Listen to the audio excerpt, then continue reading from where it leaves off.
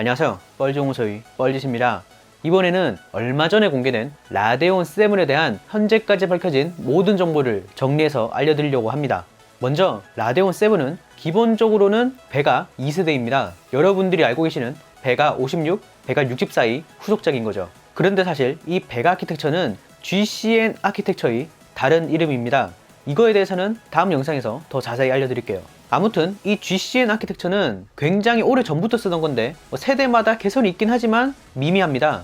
즉, 이 라데온 7의 성능 향상은 아키텍처의 개선이라기보다는 공정 향상으로 인한 성능 상승이 더 크다는 거죠. 하지만 그렇다고 해서 성능이 아예 안 올랐다고 하는 것은 아닙니다. 라데온 7의 스트림 프로세서는 3840개인데 베가 64의 스트림 프로세서는 4096개입니다. 그런데 성능은 라데온 7이 훨씬 뛰어나죠. 물론 전성비도 많이 개선되었을 거라고 봅니다. 제가 라데온 7 프레스 공식 프레젠테이션을 입수했는데 이걸 같이 보면서 얘기를 하죠. 먼저 라데온 7이 로고인데요. 제가 얼마 전에 커뮤니티 탭에서 말씀드린 베가 2의 로고입니다. 이게 바로 여기에 쓰였네요.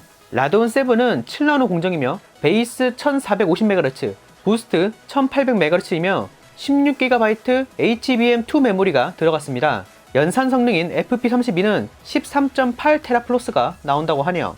참고로 RTX 2080 Ti가 13.4TFLOS입니다. 라데온이 항상 연산 성능은 높은데 실제 성능은 좀 낮더라고요. 라데온 7은 베가 64와 비교해서도 구조가 많이 바뀌었는데요. HBM2 메모리가 4스택입니다. 원래는 4기가 모듈 2개로 8기가였는데 이게 4개로 바뀌어서 16기가가 됐네요.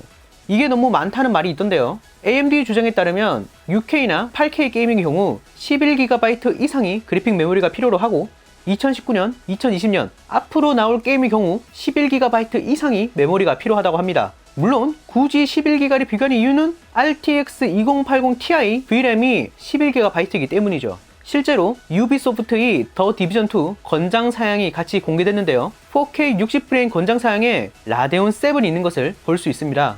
AMD는 발표 중에서도 게이밍뿐만 아니라 크리에이터를 강조했는데요. 비디오 편집과 관련된 것으로 보입니다. 실제로 공식 PR 자료에서도 게이밍과 관련된 내용보다는 이런 비디오 편집, 컴퓨팅, 3D 모델링과 같은 내용이 많이 담겨 있습니다. 하지만 물론 게이머들을 위한 내용 또한 담겨 있습니다. 게이머들의 요구가 기존에는 단순히 최상 해상도의 최상 옵션이었다면 지금은 스트리밍에도 목소리가 크다고 하네요. 유명 FPS 게임인 레인보우 식스 시즈에 대한 프레임 자료가 있는데 4K에서도 100프레임이 넘는 프레임 달성이 가능하다고 합니다. 기존 베가 64에서는 92프레임이 나왔다고 하네요. 실시간 스트리밍에 가는 것도 있는데요. OBS를 이용해서 하드웨어 인코딩을 하면 트위치 풀 HD 스트리밍에서 프레임 손실이 3%밖에 안 된다고 하네요. 제가 얼마 전에 곧 엔비디아 그래픽카드에서도 프리싱크가 가능해질 거라고 했었죠. RTX 2080과 프리싱크 환경에서 비교 시 RTX 2080보다 비슷하거나 더 높은 프레임을 보여준다고 하네요. 물론 여기 나온 게임들은 최적화된 게임이긴 합니다. 번들 게임으로는 데빌 메이크라이 5, 더 디비전 2, 레지던트 이블 2가 준비되어 있다고 합니다.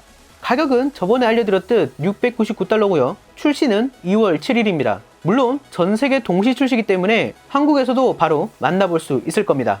그리고 많은 분들이 궁금해하시는 게 이 베가 2세대에는 미드레인지, 로우엔드 모델도 나오냐는 겁니다.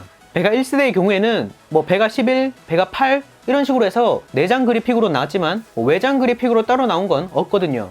해외 경제지인 더3릿에서 AMD CTO인 마크 파버마스터와 인터뷰를 했는데 베가 2세대에 대한 더 저렴한 모델이 나올 수 있다고 합니다. 이번 연도 안에 발표를 한다고 하네요.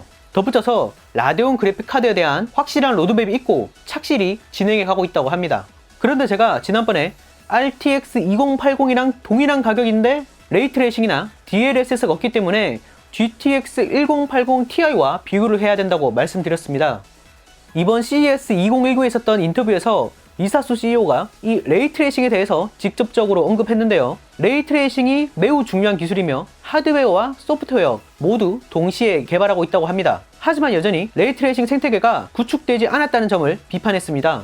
아무래도 이번 라데온 7 그래픽카드는 게이밍용보다는 작업용에 더 가까운 것 같습니다. 성능에 대해 좀 더 자세히 알려드리면 라데온 7은 HBM2 메모리를 탑재했는데요. 엔비디아 지포스 그래픽카드에 들어간 GDDR6보다 단가가 더 높습니다. 이게 가격에 영향을 많이 준 게 아닌가 하는 그런 생각이 좀 듭니다. 추가적으로 AMD에서 베가 64와 라데온 7이 게임 프레임 벤치마크 비교 자료를 공개했는데요. 베가 64는 GTX 1080이랑 비슷한 성능입니다. 회색 부분이 프레임이 얼마나 늘었냐 하는 퍼센테이지인데요. 대부분의 게임에서 25% 정도 오른 것을 볼 수 있습니다.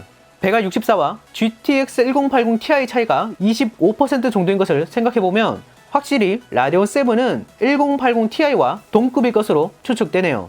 때문에 저는 아키텍처가 변경된다고 하는 차세대 나비 그래픽 카드가 더욱 기대됩니다. 아직 희망을 좀 못 버리겠어요.